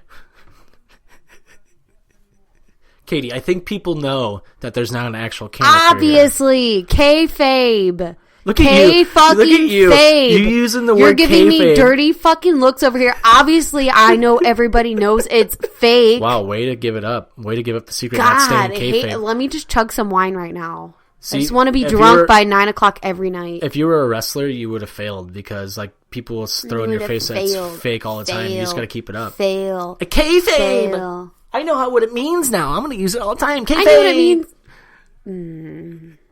Anyway, next topic. Nobody cares. Next topic. No, Nobody actually, cares. they do care. Because I think that smashed the fucking ratings on Sunday night. Michael Jordan. Nobody cares. Documentary about the greatest. Space Jam. All right, stop. Michael Jordan is the greatest athlete of all time. Is my favorite athlete. I know I made a thing that said like Conor McGregor's my favorite athlete. It's really Michael Jordan. Trisha actually my mom texted me saying that athlete one is wrong and it's Michael Jordan. I was like, well, currently it's McGregor. Jordan's not playing anymore, but yeah, all time was Michael Jordan. She was mad at me for that. Cool. Why are you being like this? You didn't just shit on me? Poop on your cool story. I like Michael Jordan and Space Jam. And what? Space Jam. Are you getting that drunk? I'm drinking wine. Well, slow down. We still got a little bit to go. Awkward silence. So, anyway. So, what did you think of the Michael Jordan documentary, you idiot? It was great. It was fucking awesome. No, but for real, what did you think of it? I like documentaries. Did you think it was well done, though? Yeah, no, I just in general like documentaries. I'm not a huge fan of sports. Shit on me if you want. I've never followed sports. I've never been like a huge sports fan. I've been like a St. Louis fan. Sports ball. But I do really enjoy documentaries. I don't even care what it's about. If they're well done, I like them. And I thought, didn't you tell me that Michael Jordan was scared he was going to get shit on? Yeah, he was scared on how I didn't it was going to portray feel that him. at I didn't all. think of that either. I mean, there was like a couple things I was like, kind of looks like a dick, but at the same time, I think it's his work ethic and how he's just like, he's focused and determined. You're a fucking famous person. You can't sign everybody. Like someone's gonna get snubbed with an autograph. Someone's gonna be like. It's actually, but what I'm kind of leaning more towards. I think what he was worried about is how he's treating the owner. Oh, I don't give a shit about that. Or the general manager at the time, because well, fuck Jerry Krause. Yep. You're telling me that you're gonna split up. You're gonna tell. This is what doesn't make sense to me at all. How are you going to say that the team is getting older and you're Dream team is done? How are you going to say the dream team is done and they're like, well, we don't think they have it anymore, so we're going to split them up and start rebuilding? You don't start rebuilding if you're still winning championships. If you're still winning championships, you keep going with that team until they lose in the playoffs. Until they lose multiple times. Until they lose more than fucking 8 times in a year. Until your fucking star champion, your fucking star player says, hey, maybe we need a new team. Right. But the person you're paying the most money to, that's doing you the most, like, he wants to win champions just as much as you, maybe even more. Mm-hmm. Like let him make the decision. Let him make the call. And he's taking shots at Jordan, be like, well, the team's bigger than just one player. And, like, everybody on the team is like, no, it's Michael Jordan. Like, it's fucking Michael Jordan. No, like, he didn't say that. He said the team is bigger than the players. You know, it's the organization. It's the organization, blah, but blah, it's blah. bigger than one player. He was singling out Jordan. Yeah, well, it is bigger than one player because Michael Jordan wouldn't be Michael Jordan if he didn't have the fucking key players next to him. If he didn't have Scottie Pippen. Okay, but I'm saying Michael Jordan would still be Michael Jordan, like the same that Kevin Durant is Kevin Durant. Like, you would still have these all-star players. You're just pulling that out of your ass. I know a little bit about basketball, okay? But Kevin Durant is awesome. But if Kevin Durant had like a fucking surrounding team they were like, I don't know. It's like taking. So like Steph Curry when he went to the Warriors, I think that was Kevin Durant. Some shit like that, yeah. But I'm mixing up. Hold on, I might be mixing up two players right now. I'm just saying your key player, the one that you build the team around, says this is the team I want with me indefinitely until we start fucking losing as an organization. You need to listen to that. Because if you're not behind your fucking team captain, it's going to be the same shit that happened with the Blues, where, was it Pietrangelo? Is he the captain of the Blues? Right? What's that? Is Pietrangelo the captain of the Blues? Yes. Where that whole shit went down at the St. Louis Mills, where, you know what I mean? Like, if the organization is not behind the captain, that, you know, it's just all this, what is it called when the people jump ship on a boat? Overboard? No. Where they take over the captain. It's a word. Take over? No, I'm gonna look it up. It's a fucking term. I'm the captain now. Yes, it's that, but there's a term for it. Robbed? No. They took over? No. Take NXT takeover? No. Taking over a ship. No. Pirates, yes. That's it? That's the word you're looking for? That, but it's seized? No. What are you looking for? Pirates taking a ship. Hold on. Oh my god. I know, I'm looking. This is the finale for PWP Parlay. Nation. Parlay? No, that's not. Pirates, no. Yeah, that's. God, parlay. What is it called? A parlay is something that you do in betting. I understand. No, you can also do it with taking over ship. It's when people go against the fucking captain. When people overthrow the captain, there's a fucking term for that, and it's driving me insane. It's like somebody's listening to this is screaming at their radio. It's like when I was listening to Anything But Credible the other day, and they were playing trivia. Fuck, it's oh no. It's making me crazy. It's like you're being disobedient, basically, but it's revolting? No. Mutiny. That's the word you're looking for? That's the word I'm looking for. That was it? Yeah. So taking over. So mutiny means the same. Jesus Christ, just say taking over. But basically, Michael Jordan was experiencing Jesus Christ, we spent mutiny. that much time to find mutiny. We're in a fucking hurry. We're in a quarantine. All right. Well, anyway, Michael Jordan documentary is really good, and I highly suggest watching it. I'm so happy it's 10 episodes long because fun fact, Sunday night, I turned it on just because I was like, I love Michael Jordan. I'm going to watch it, just see how it is. They come on Sundays? It comes on Sundays. Okay. It was like 1 o'clock in the morning when I started the first episode. It flew by. I'm like, fuck, I'm going to be really tired tomorrow, but I'm watching the second episode now. And I watched like all the way of the second episode except for like the last 20 minutes. And I fell asleep. But it's just, I can't, that documentary is great. I have the DVD of like all like, so you know like how every year like in a championship team, like the Blues like put out a Stanley Cup Blu-ray or DVD. No, but now I do. You know, like we watched it. Like I bought the Blu-ray. Like okay. Talks about the whole season and the Stanley Cup win. Okay. You don't know? You watched No, I don't know. I have a bad memory. Okay, you remember watching like the little like 40-minute documentary? Yeah, we've watched a lot of Blues stuff after the Stanley Cup. Okay, but it's just like it's not like uncut. It's just them being like, yeah, we did all this and we, yeah, like yeah. Okay. Okay, every sports team has one of those. Oh. Every that wins a championship. Okay. They've been doing this probably since like the 80s. Like every sports league, like every team gets one after they win a championship. Okay. I have a box set of all the Bulls championship wins, like from those DVDs. Oh, really? Yeah, and they're fucking awesome. And like the footage that you see on the documentary with the Jordan, I want to say that film crew was the same film crew that does like those. I'm sure like, it was. stuff. I'm sure it was. They probably bought the footage from them, or That's why something. I love this documentary so much. I'm like, oh my god, it's like all those championship DVDs, like that just document. But they the tell whole the thing. real story. But yeah, but this one, but this is what's so great about this is that you're hearing the story. People knew about the story and how it was bullshit that they got split up when they never should have. Like, I think the Bulls maybe could have won 1 or 2 more titles. It doesn't even matter if they could have won 1 or 2 more. They could have at least been a challenger. But the thing is, like, they could have maybe won 3 more. Like, that's what's insane, and that's what people in Chicago get so fucking pissed about, is that, like, they're like, we could have won more titles if you just kept them together. Like, so in my Phil opinion, Jackson went on and had a dynasty with the Lakers with Kobe Bryant and Shaquille O'Neal. I'm a conspiracy theorist to an extent, being like, who was the person making those decisions? The short guy? The GM? Yeah.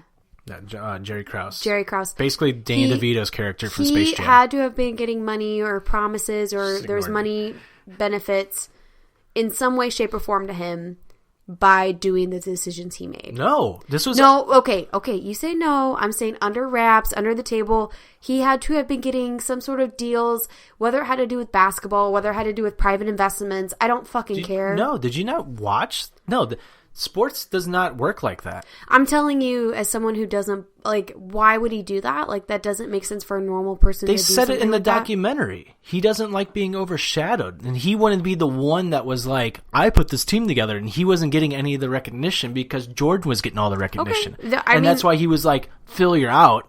And he told Phil Jackson straight up, I don't care if you go 82-0 this year, you're not coming back next year. That's a terrible fucking business person. How are you going to tell your head coach, hey, you could go undefeated this year, win a title, but you're not coming back? What? I'm saying there was personal issues. There was other... Exactly. That's what I'm saying. But I don't think... No, but the thing is, I don't think he was told. I think he did it all himself. Because I'm saying there had to be some other benefit. There had to be some personal benefit for him. Because we might never know what that is. The personal benefit was he wanted to be like, I can do it without you. I can win more championships without Jordan, without Phil Jackson. I don't need Scottie Pippen. I can do this on my own. I can put together another championship team. Watch me. And did he? Nope. No. I'm not disagreeing with that. I'm just saying I'm just saying personally, because I enjoy learning how other people think, whether it's something I agree with, disagree with, whatever. Like, that's why I'm very intrigued with, like, extreme religions or cults or, I don't know, people who live their lives drastically different than the way I live my life. Like, I am interested in how they make their decisions, why they make those decisions, what personal benefits are they making, are they getting from decisions they've made. Right. So I'm just saying, from him, it might have been an egotistical... I'm building the team. This is my team. I don't know if it was. I mean, I don't know if we will ever know. You know, he might have had people down his back about other stuff, about other money. Just throwing my interest out there. If anybody can answer my question, I'd be happy about that. See, like, I don't think it's money being thrown at him because you're getting more money for every title that you win. So, but was it bad blood between him and Michael Jordan? Yeah, that's I know. That's totally what it is. I know. I'm not discrediting that. Like, I'm just saying I want more details as to why the breakdown in the relationship happened. But here's the thing of, like, why so many people, like, are not happy with him or weren't happy with him. If I'm the commissioner of the NBA, I'm pissed. Like, you're telling me you're going to split up, like, the greatest thing that's ever happened to this sport? Mm-hmm. Like, does the commissioner of the NBA have any power over that? No. They just own the NBA, basically. Yep. No, they own the sport. If they jumped in, that would be, like, a very big lawsuit and, like, violation of, like, privacy and stuff. Okay, because they're trying to build the teams. Yeah, okay. if I was a commissioner of the NBA at that time, and I hear that Jerry Krause is going to telling Phil Jackson that he's not going to come back next year, and Michael Jordan saying like I will not play for another coach, I would call that general manager and be like, "Are you fucking insane?" He probably did. Like, you know how much money we're going to lose? Like, do you not realize how bad the ratings are going to drop if Michael Jordan's not playing? Do you not realize like all the sponsorships we're going to lose if Michael Jordan's not playing? Like, I'm sorry. There's a difference when it comes to, it's a team and it doesn't revolve around one player. If your name's not fucking Michael Jordan, if your name's not Wayne Gretzky, there's great players for a reason. If your name's not Tom Brady, if your name's not Tiger Woods, Brett Hall, like Stone Cold Steve Austin, like, I know it's wrestling, but still, it still counts. It still counts because it's like at the same Michael time, Phelps will go swimming. At the same time, every league somewhat needs a face that's going to make your company money. Conor McGregor, you need a face that's going to make your company money no matter what. And if you're going to say like, hey, this guy's going to quit because you're being a dickhead for no reason, because you want like the recognition, you want the popularity, and you're not getting it. It's tough shit. Suck it up. That's my thing. I think it's bullshit. I don't know. I think it's bullshit. Baseball, Babe Ruth, like Mark McGwire. Yeah, McGwire, Sosa at the time. Pujols. Mark McGwire, Yadi Molina. Mark McGwire and Sammy Sosa. I think those two saved baseball. I think they saved baseball. Baseball was in like a shitload of trouble in the 90s. Like they went through they were getting ready to go on strike. Ratings were like the lowest they've ever been for baseball, and then Mark McGwire and Sammy Sosa had this home run race. Mark McGwire, it changed everything. You did steroids, fuck you, but you still got cares? them. You know what? I know. Like, in my personal opinion, let them do steroids. If they know what the damage they're doing to their body, that's on them. That's on them. See, I'm good with steroids until it's a competitive thing. It was more fun with steroids. Look at all the home runs they were hitting. Shut up, Todd. No, that's like... this is a real argument. No, this is a real argument that people are having for baseball. I don't want people to do steroids. Baseball is the only sport that people are like, I think it's okay to do steroids in baseball because you're not hitting anybody.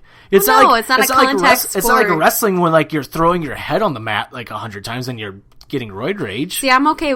I'm more okay with steroids in a sport that is predetermined or like a performance. Only because I was until my turn. Go ahead. Because in an actual sport where competitiveness matters, and not that it matters and it doesn't matter in professional wrestling, but winning and losing is not predetermined. So steroids or in other sports enhancing drugs should be monitored, or at least monitored like a Torah, whatever. Realtor. And they should at least be policed, okay? So if you're going to let everybody do it, that's fine. If you're not going to let anybody do it, that's fine. I don't give a shit if people fucking do it. I don't care if people do it. I just want it to be equal footing for everybody because I'm a very fair game player. Professional wrestling... Fair game player? Yeah. Professional... Fair player. Whatever. Professional wrestling... It is somewhat predetermined. It is predetermined. Okay, whatever. I'm trying to be fucking cool with the marks. But it is predetermined. Yes, but roid rage and their bodies are still the physicality on their bodies is real. But injuries and stuff like that, like they're athletes. If steroids are going to affect the quality of your injury or the percentage of your injury or someone else's, I don't agree with that.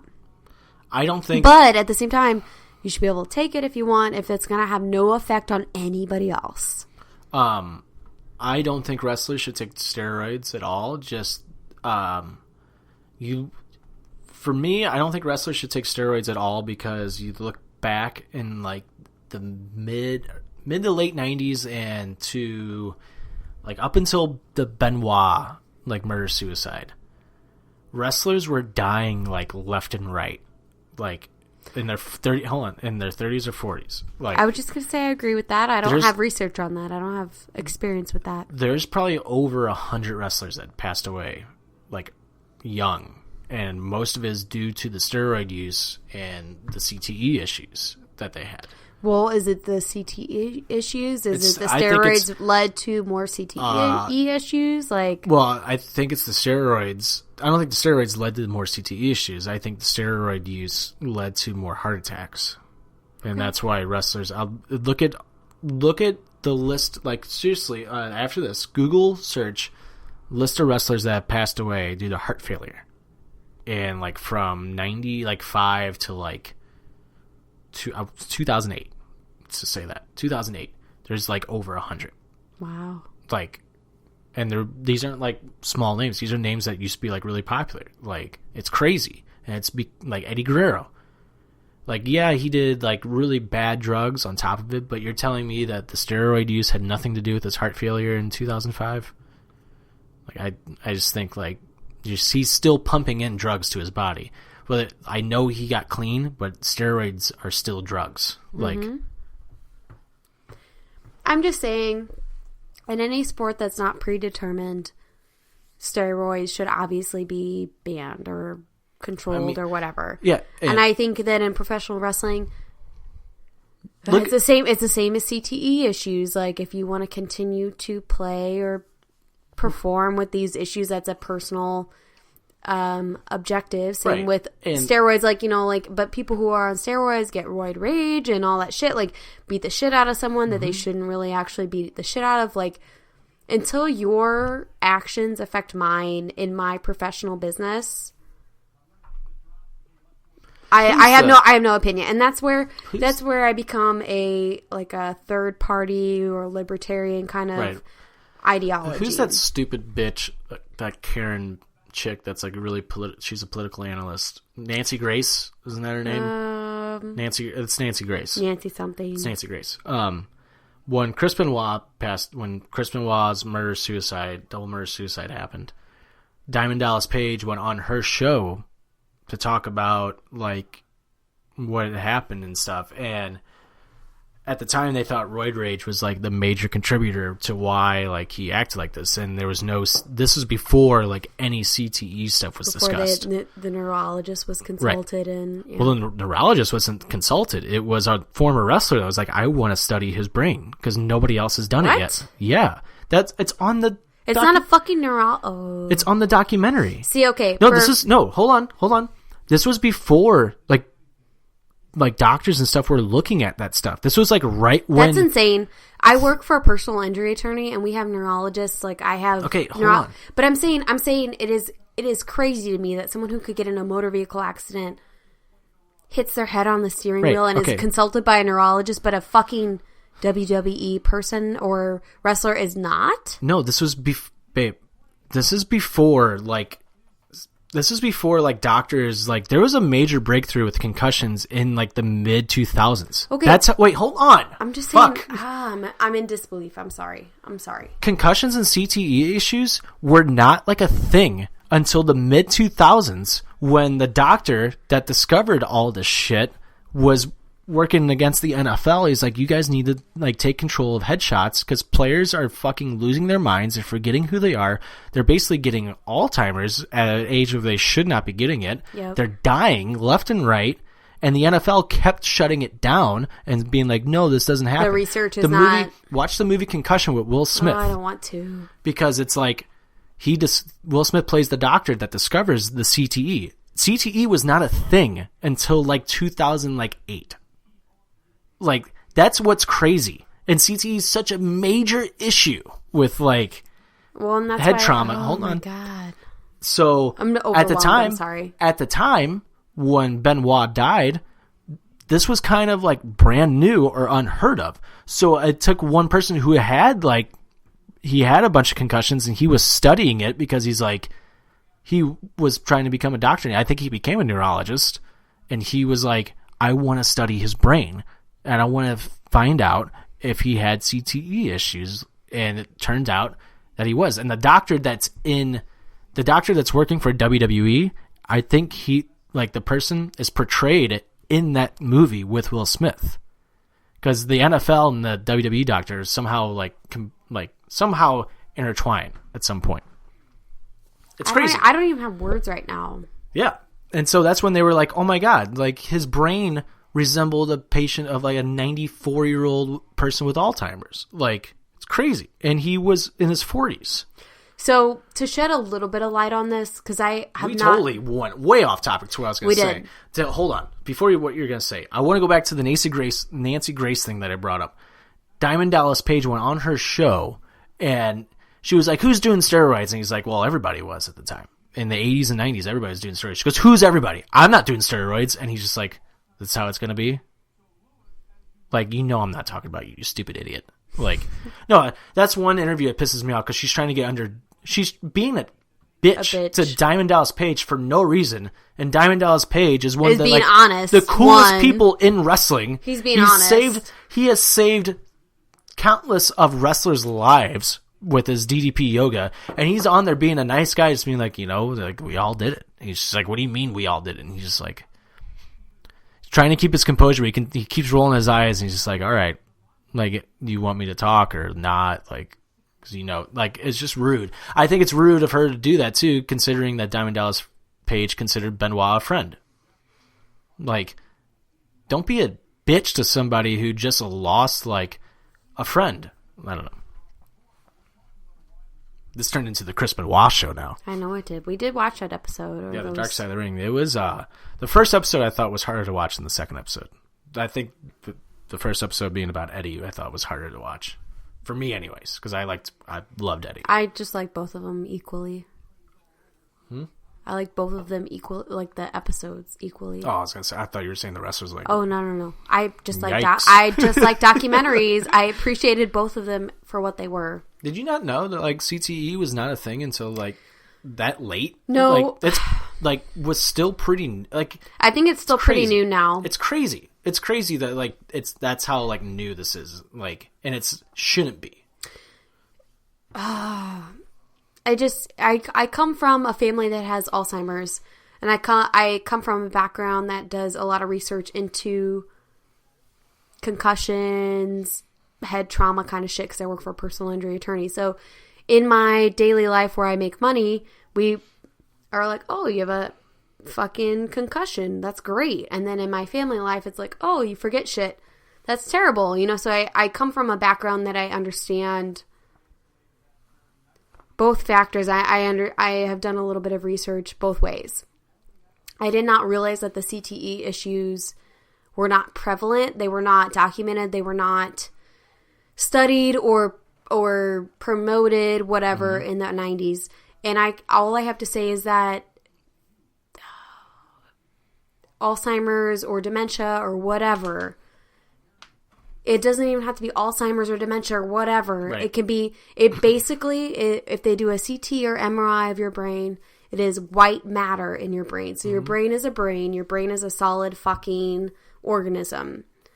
There's pieces of white matter that show up on a CT or MRI, which impact, obviously, how your brain functions. And a lot of that has to do with memory, has to do with neural connections kind of shit. So the fact that talking about wrestling and talking about Chris Benoit and shit like that, when they studied his brain after all of that bad shit happened, I can understand. I can understand why they wanted to see the brain, because they can physically see evidence that shows white. I mean, it's like white and black. It's like you show white matter versus black mass of brain. Can I ask you a I don't question? know. Yeah, go ahead. Were you not paying attention during the Benoit documentary? No, I was.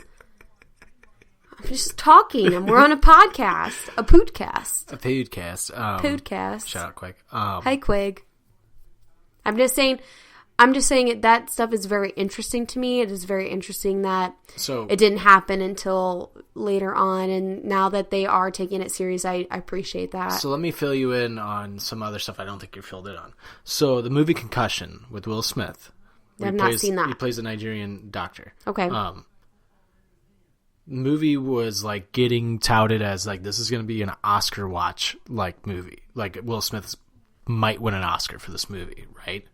The movie's very anti-NFL, like extremely anti-NFL. I feel like I heard about this where I didn't hear anything about it. Hold on. You'll know what, I'll tell you why in a second. Okay. So the movie is very anti-NFL, as like they show how fucking piss poor the NFL handled everything, and they just were like, that's Sweeping it under the rug. No, they were telling the doctor that what you're bringing up doesn't exist. Like, you're lying. It doesn't exist. You just want to make money and sue us. And the doctor's like, no, I'm trying to save lives. Like, I don't give a fuck about... He actually didn't give a fuck about the money. He's like, I'm trying to save lives. He's like, you guys need to, like, really look into this. Set up some safety The precautions. movie's a frustrating movie to watch. It's a frustrating movie to watch because you're just like, oh my god. It's the movie where Will Smith's going, tell the truth. I've never seen it. Tell the truth. Because he's telling the doctor, tell the truth. Or he's telling, like, NFL. Who he's saying that to is the WWE / turned into NFL doctor. Oh, wow. Tell the truth. Tell the truth. But Will Smith got snubbed, and that's what jump-started the Oscars so white. Oh. That jump-started everything. I'm not surprised, actually. But, and me and David have talked about this before, I'm like, do you think the NFL had a hand in being like, yeah. let's get bad reviews on it, and let's push it to the side, and let's get people to forget about the movie? And I was like, that's exactly what happened. That's exactly what happened. So yeah, I think the movie's actually very well done, and I think Will Smith should have won an Oscar. I said that from the day I saw the movie, like, this is Will Smith's Oscar winner. Like, he's that good in this. But because it's an anti-NFL movie, where there's so much money tied up and all of them. There's a line in the movie that still I firmly agree with to this day. And it's like, Sunday used to be a day by God, and Sunday was owned by God. The NFL now owns that day. I'm like, shit. Like, holy shit. What a powerful, like, line. Like, I'm not a religious person by any means. I grew up religious, and that impacts me. That is a powerful line. People football's bigger than religion. In the United States, anyways. Yep. I grew up very religious. I grew up in a very Catholic family, and sports ruled the house. Mm-hmm. Not necessarily even with my dad or whatever, but it was like outlying family members, like... We went over for Easter, and the game was also fucking on. Right. Anyway. Thanksgiving kind of shit. I don't know. Anyway, to wrap up this topic, go watch the Michael Jordan documentary, because it's very good. Somehow it snowballed from Michael Jordan to this. We're the Seinfeld podcast of blah, blah, blahs. Wow. Right? Did I say that right? No. Anywho. One more topic, and we're going to play one last game on the show, too. Oh, shit. Over under. We got to play an over under on the finale. I'm a winner though. On the finale for PWP Nation. So, Pip. What? Pip. That's PIP, Kate. Pip. Did we even finish the Michael Jordan conversation because we got so far off topic? Probably not. Yeah, I don't think we did. I don't even remember what we said.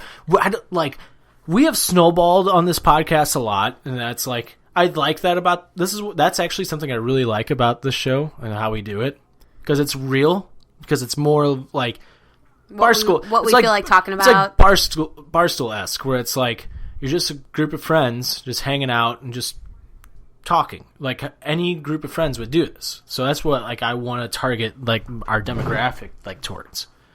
And I have no idea if we finished that Michael Jordan thing or not, because we and what I was going to say is that we snowballed before, but I think that might be the worst snowball we've ever had. Like, we went so far. we went so far away from Michael Jordan.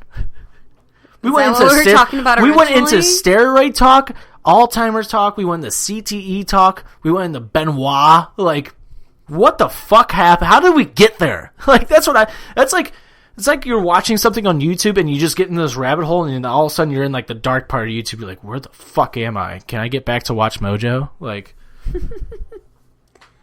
so yeah, welcome to Offended and the top 10 like funniest parts of movies. 3 hours later, the top 10 most fucked up things caught on camera. Yeah. Where the fuck am I? We get stuck down a rabbit hole often, though. Yeah. You and me do. We were like watching these things, and we're like, "Oh, what does this lead to? Let's keep following the next movie." And all of a sudden, that's anybody though. I think actually there was one of the times I was on Anything But Credible. We talked about how you can get sucked into like a YouTube rabbit hole where you're just like, "Where am I? Like how did this even start? Like, how am I here now? Like, yeah."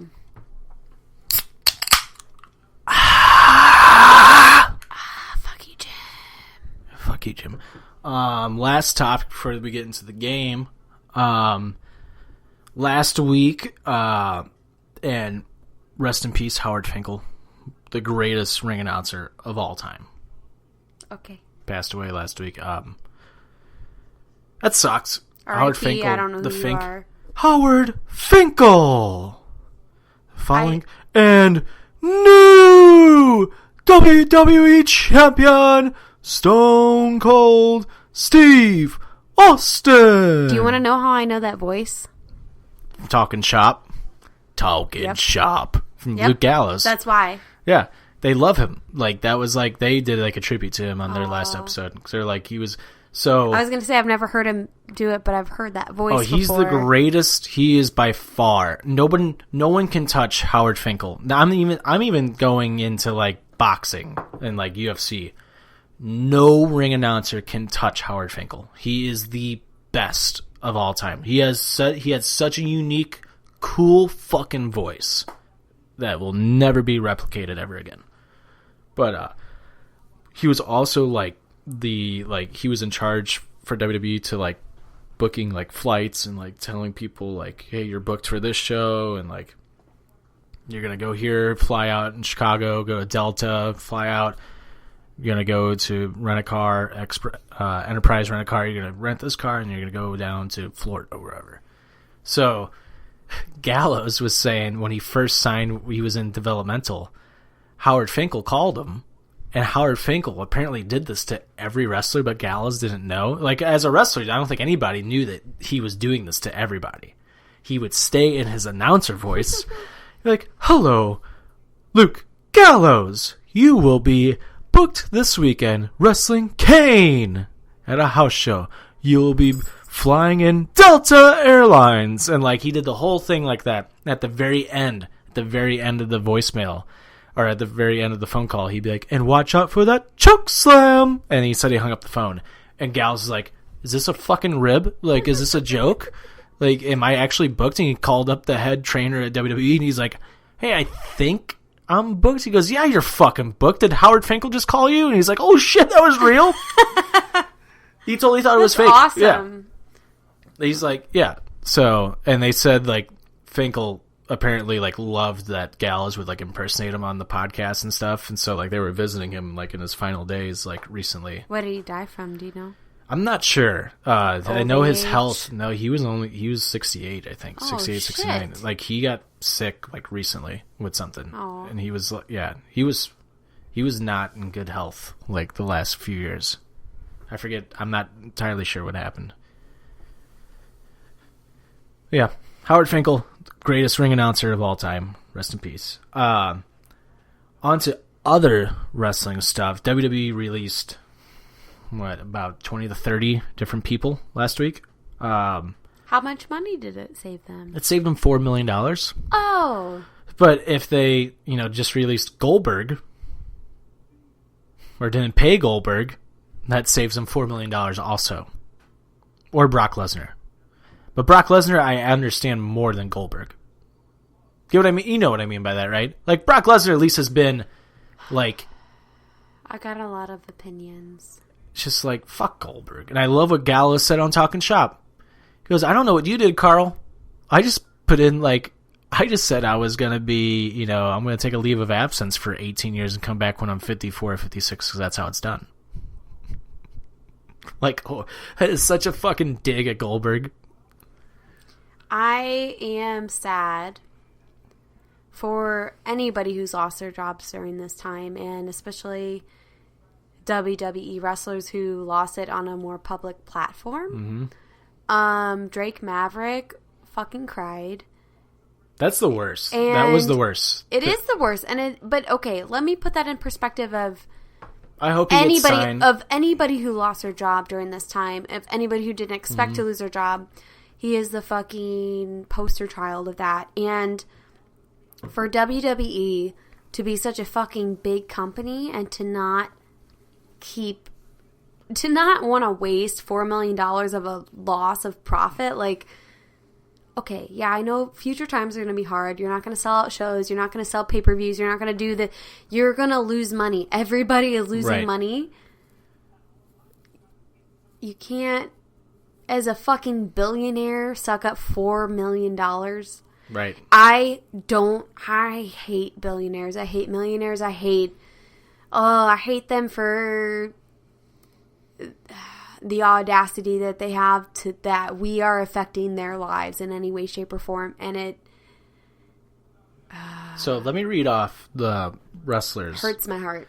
These are the wrestlers that were released. Kurt Angle, which...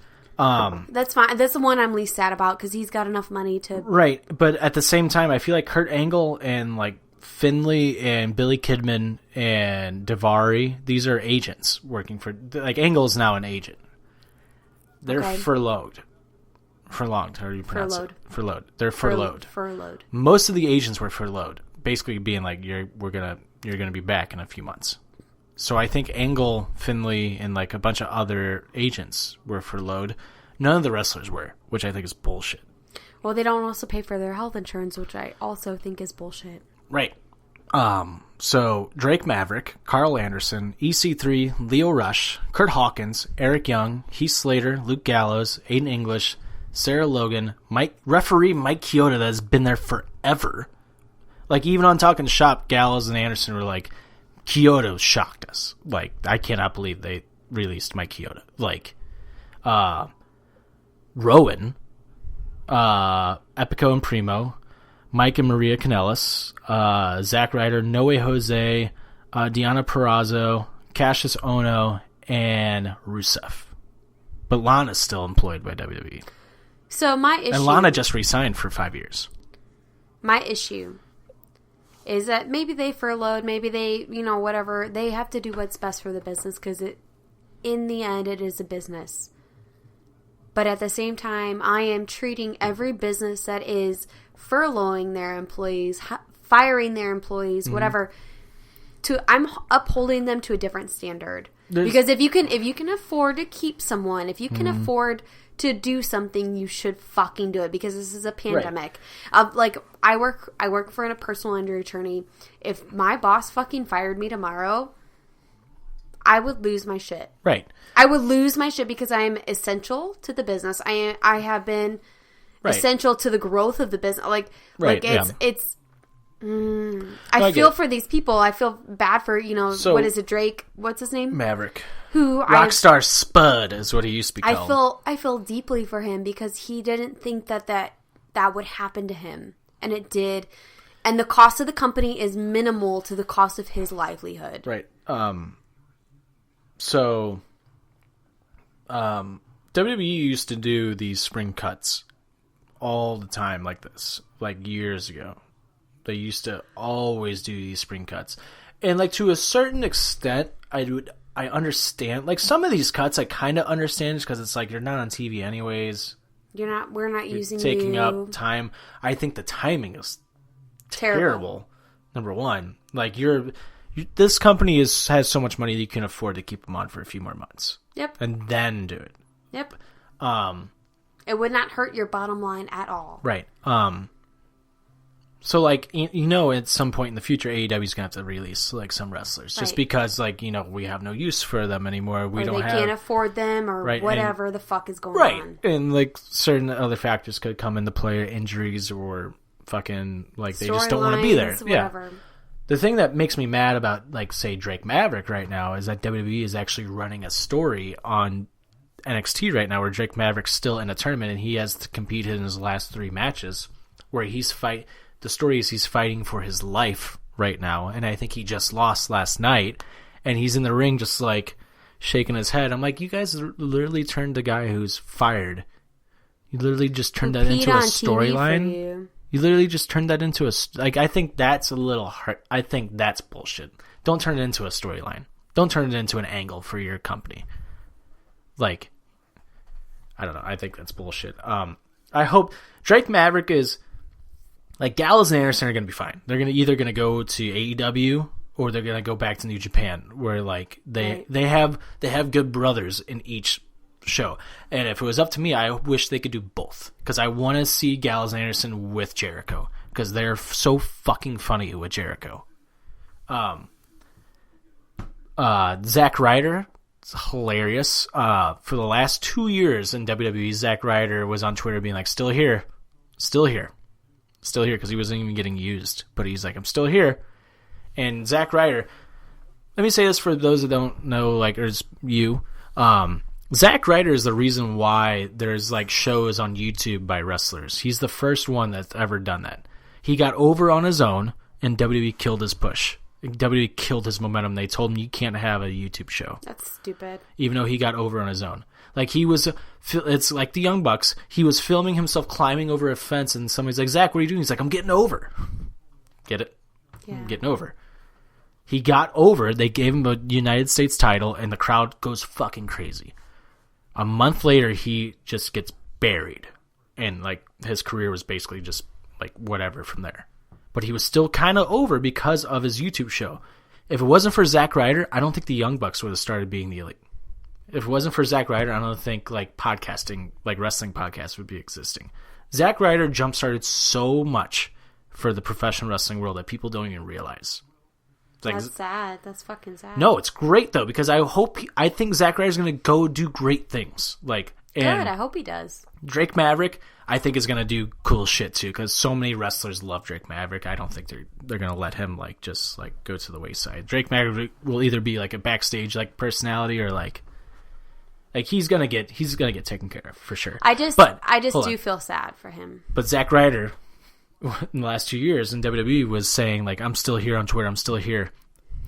The day he was released, he gets a shirt out on Pro Wrestling Tees that says, I'm not there anymore. And it's the #1 selling t-shirt on Pro Wrestling Tees. Oh my God. I'm not there anymore.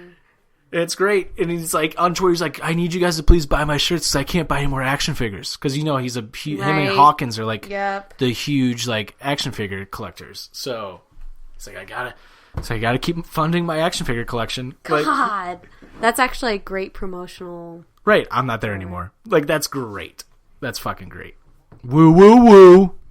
So, yeah, are there any released wrestlers that you would like to see in AEW? Knowing AEW can't sign everybody. Are there, like, are there 4 that you would like to see go to AEW? I would say Drake Maverick, just because his YouTube, whatever, got my heart. Hook, line, and sinker. I like No Way Jose. Ugh. I like his gimmick. He's not going to keep that gimmick. Okay, then never mind. I'm pretty sure that's copyrighted by WWE. Oh, speaking of copyrights, before you answer the next question, Cody Rhodes filed for the Cody Rhodes name today because really? WWE never re-upped on it, and it went up 2 days ago, and Cody Rhodes jumped on it. I think that's fucked up that they would hold his dad's name. Mm-hmm. I don't like that. I don't really know the other wrestlers that were released. Oh, and I didn't say these guys. They were released 2 weeks ago before these big releases. But these 2 have been asking for their release for a while, but the Revival were also released. Oh, I want the Revival just to have the animosity between the Revival and AEW. Dude, yeah, it'd be awesome. Actually, the Revival, I would be happy if they signed with NWA or AEW. They fit the NWA product perfectly. Well, like, because they're just old school. But they work with AEW as well, right? Like NWA is not like NWA. The only thing that exists is NWA. They do partnerships. They do all other stuff. So I like that. I'm still salty about Marty. I mean, I guess like he'll come over. It'll be maybe fine. in like years from now, but not like anytime soon. Let him be champion where he's at. He's the head booker. Yeah. So he has to just hate being at Ring of Honor for the next like 4 years. Let him do it though. I know. It's just like he's booking that AEW is not going to be a 5-year thing. What? Is that he's banking that AEW is that had not nothing going to to do be with it. It was the fact that Ring of Honor basically gave him the biggest contract that they've ever given out. I'm saying he took that. He took it because he's the head. They made him the head booker. He controls everything for Ring of Honor. He controls every single match. He is like, whatever happens on Ring of Honor is because of Marty right now. I understand that. I'm saying like I would take that deal though too. He would not have taken that deal if he would have thought AEW was a 1 year, 2 year, 5 year thing. So you mean like he took that deal knowing that it's still going to be there when he's yes, he's going to do what he's going to do. Yeah. He's going to have the freedom that he's going to do because he has good relationships with people that exist previously or whatever. And I think Flip leaves when his contract's up. I think Flip will go to AEW. Probably. I'm just saying Marty knows he's got a home if he ever wants to leave. So who are the 4 you said? The Revival, I said... we'll count that as 2. Drake Maverick. Okay, 3. One more. I don't know who else left. Gallows, Anderson, Ryder, Hawkins. I like them.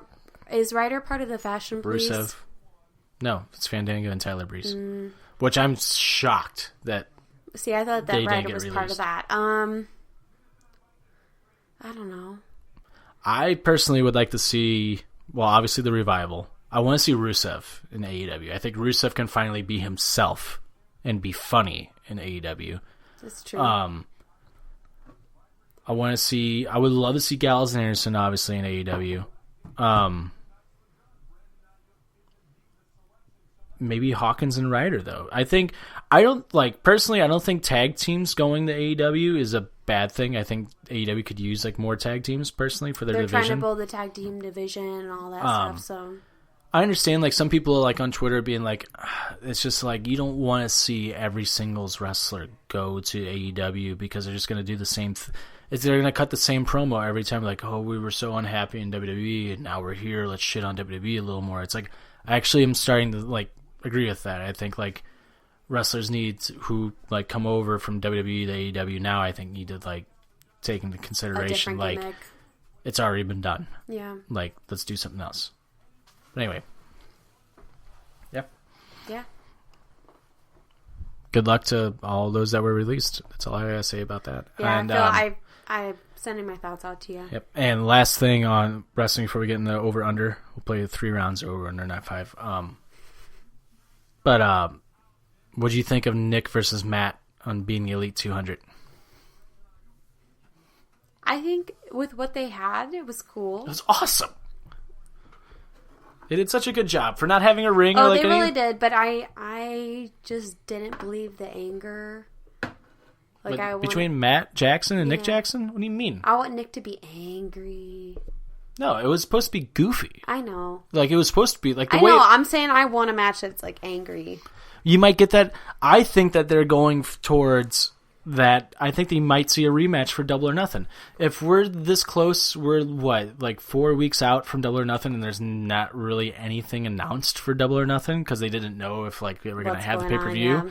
Now that they know that they're going to have the pay-per-view, which, by the way, I totally think that Dynamite was taped leading rushed. Up. Yeah, and I think they took matches that were supposed to be for next week. I think they added it to this past week because they know, all right, we're going to have to start just moving forward without fans. I think they're kind of realizing it. Yeah. But I can totally see Matt and Nick Jackson 2 happening at Double or Nothing. I really hope so because they are so good together even when they are against each other.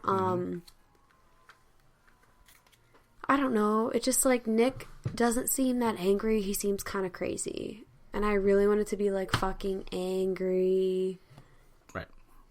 You know, I want it to be a fucking Cody story that I love the Cody stories. Right. That's all I want. Because Cody's good at telling stories. Mm-hmm. Not saying that the Young Bucks sucked, but I'm not saying that. I'm just saying... JC's even said it before, though. When it comes to storytelling, nobody can touch Cody. Well, I want Cody to have an influence. And he doesn't like Cody. And he's saying, how good Cody is at telling stories. It's true. Yeah. But we'll talk more wrestling at a future date on the Anything But Credible Network featuring... At some point. All right. Let's get into the game. Best over under 3? 3 rounds. That's it. Remember, don't look back at the card and keep the cards separate from the what we already used. Yeah, I understand. You want me to go first? Yeah. And what year was the first Super Bowl played? 1943. Say over. Way over. 1967. Damn it. Point for me. All right, your turn. Remember, don't look at the back of the card. I know. How long did Charles Lindbergh's first solo flight across the Atlantic Ocean take to complete? How long? Mm-hmm. Oh, I looked. I know. I told All you right, 3 next- I know. times not to look. Next question. Jesus Christ. I know. How many consecutive Major League Baseball games did Carl Ripken Jr. play? 3,000. Oh, fuck. I'm going to be so pissed when I see this because I had a plaque of Cal Ripken Jr. like when I was a kid that showed how many games he played, and it was his final game, and he was like waving, like it was him like saluting the crowd. So what was it? 4,162. I'm going to say less. 2,632. God damn it. It was 2,000. I couldn't remember if it was like, 1 point for higher me, or not. 1 point for you. Right. Second round. Question 1. How many taste buds are on a cat's tongue? 2,500? 2,500? I'm going to say lower. I'm going to say under. 473. Damn it. In what year was the first Nintendo Entertainment System introduced into North America? 1979. More. Higher. Oh, over. 1985. Fuck. 2-2, motherfucker. All right. What was the top speed that the astronauts moved on the moon under their own power in miles per hour?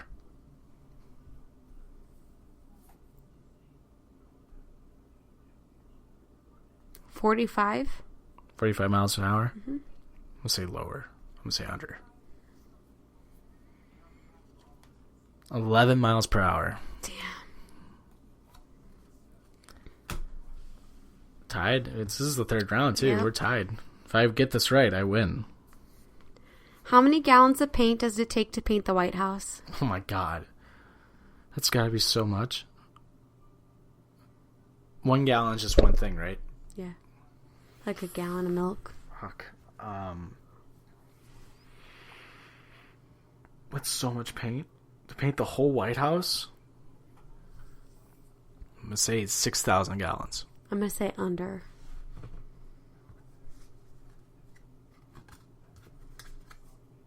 $570. That's a lot of gallons, but it's still fucking tied. How many states border Oregon? 4.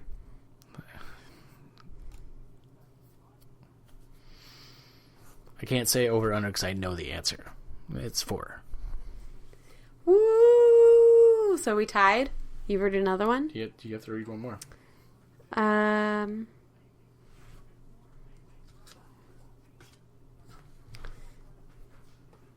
How many eggs does the average hen lay in a year? 20. I'm going to say over. I think it's like close to 1 a day or something. Oh, really? 265. All right. Well, you win. Woo! I fucking win, motherfucker! These are the ones that we played, right? This one we played. Little crybaby winner, loser bitch.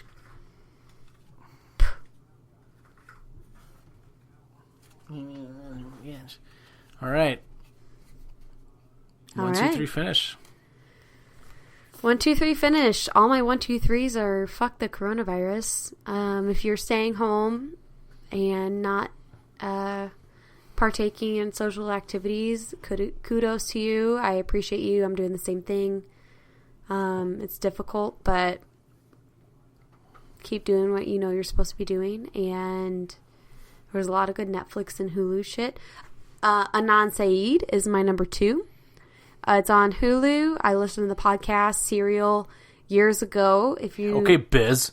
If you need some shit to listen to and or watch, very fucking interesting. You're not actually, in the podcast, you're not actually convinced Anand Saeed, who is the defendant, who is the potential murderer, whatever, is guilty, not guilty, and then you watch the show, which it does lean towards him being not guilty, but it puts a lot of names to faces and kind of shit like that. So awesome. And number 3, thank God for fucking alcohol. No shit. That's my number 1. So I would have killed you already. Alcohol, Anand Saeed, and thank you for social distancing people who are doing that. So my number 1, let's hope the NHL can come back in July. Please let this happen. Please let this happen. My number 2, if you're too shy, let me know. What a fucking perfect song the 1975 just put out. I mean, absolutely incredible. We're about to hear it again. If you didn't miss it the first time, I don't know how you would miss it the first time because it's a podcast, like it's a radio show. I would like you. And my number 3, happy birthday to my grandpa. His 75th birthday. Woo-hoo. Steve-O, happy birthday. Hopefully some of your winning luck is passed on to me. No, Steve's keeping all that winning luck to himself. I know, he probably is. This guy is luckiest motherfucker ever. Oh, I just won $1,000 from the casino. Oh, look. I just won the 50-50 from the Blues game. Oh, Steve. You got the numbers for the 50-50. Oh, I don't. He's never won the Powerball, though. Never won the Powerball. Not yet. That's why I'm trying to jinx it. Like in a good way, jinx it so he wins. Like, yeah. He's never won the Powerball, though. He's never won the Powerball. Never won the big one, the one that matters. He's never won the Stanley Cup of gambling. Spends thousands of dollars gambling and then receives thousands of dollars for gambling. It's crazy. It's the best situation anybody could ever find themselves in. It's crazy. Anyway, before we end the show, I just want to say a big thank you to PWP Nation for the last few years. If it wasn't for you guys, this vision of Offended would have never happened. So thank you to Jay Aletto, Aaron Ramadamov, Christopher Epps, Toph, and I guess JCD. Nah. But yeah, no, John, our favorite guest, obviously. And he's not going anywhere. We're going to have him back on. We're going to have him on. I'm JCD, joking. we love you. But thank you, PWP Nation. It's been a fun ride. Yeah, just thank you. That's all I can say. Thank you. Anything But Credible Network. Hey, Dugan, Keith, and Grifford. Oh. We'll see you soon, bitches. Because we're coming. We're coming for you. The New World Order is taking over Suck. the podcasting Suck. world. And that's a shoot, brother. It's like we're leaving WWE and going to AEW.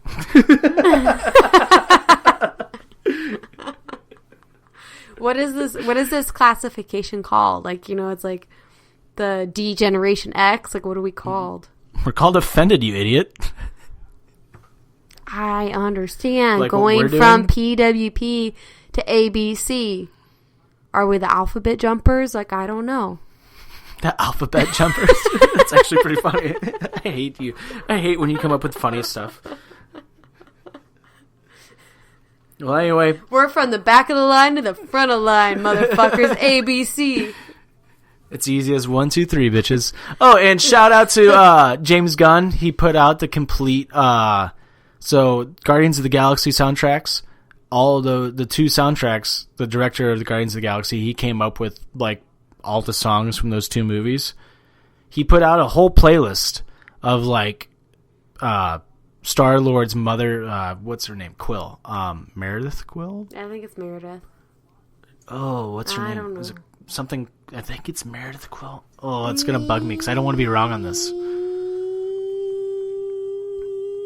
Meredith Quill. It is Meredith Quill. So on Spotify, he put out a whole playlist, Meredith Quill's Complete Awesome Mix. Aww. And there's like 3 hours worth of music that he said that he wanted to use in his movies and just couldn't figure out how to get it in his movies, or like they may be planning on using him for like the next movie. So it's pretty awesome. You just got like a whole like 3rd soundtrack for Guardians of the Galaxy. Check that out. All right. Well, make sure to go follow Offended on Twitter, Instagram, and Facebook at OffendedPod. That won't change. That's staying the same.